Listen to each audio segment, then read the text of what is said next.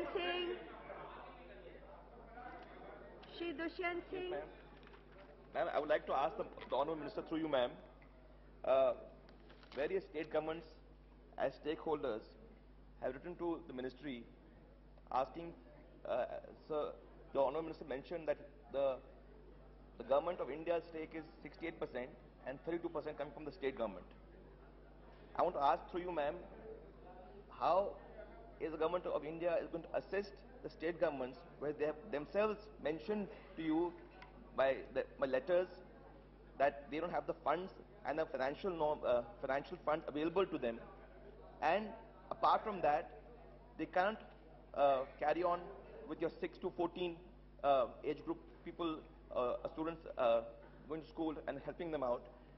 What are the government doing about that? And secondly, is the government fixing a norm on student-teacher ratio in far-off areas? And as mentioned by my honourable member earlier, as you don't have teachers available, how are you going to carry on with this project? Yes, Honourable Minister. Put into one question, madam. The first question you asked was as to what the Chief Ministers has written. Yes, several Chief Ministers have written we need 100%. We can't contribute anything. Most of them have written we need 90%. Now, it's not possible for the Government of India to fund the entire RTE with 90% contribution. So you must take a practical view of this. The Finance Minister has several times said that in fact the states on any given day have surpluses in their budgets. They don't have it. There was a time when they were deficit states, but today most of these states' budgets have surpluses.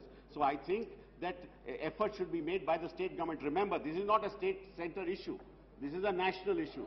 You want your children to be educated, so does every parent. So everybody will have to make an effort.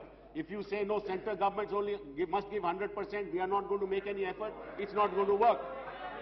Therefore, it's clear we have done the maximum possible. The Finance Minister has been exceptionally kind to, in fact, give 2,31,000 crores for this, and I am thankful to the Finance Minister. Now the state must also contribute. As far as the rural student-pupil ratio is concerned, the Act provides for a 30-to-1 ratio, 1 teacher for 30 students. Now you have mentioned that, and this will apply to rural areas as well. In fact, the Act provides that where there is the population in the rural areas of children is dispersed, we will in fact have a school and give transportation facility to children to actually be able to go to that school, which will be borne by us. So all these provisions are in the Act itself. And as far as teachers are concerned, this is a very big issue. We are asking state governments to recruit more teachers. Many states have started the process, and I have to tell you, no matter what might be said in this honourable house, every state education minister has come to me and said that we accept this, we are willing to collaborate with you, and we want to move forward with you. Question.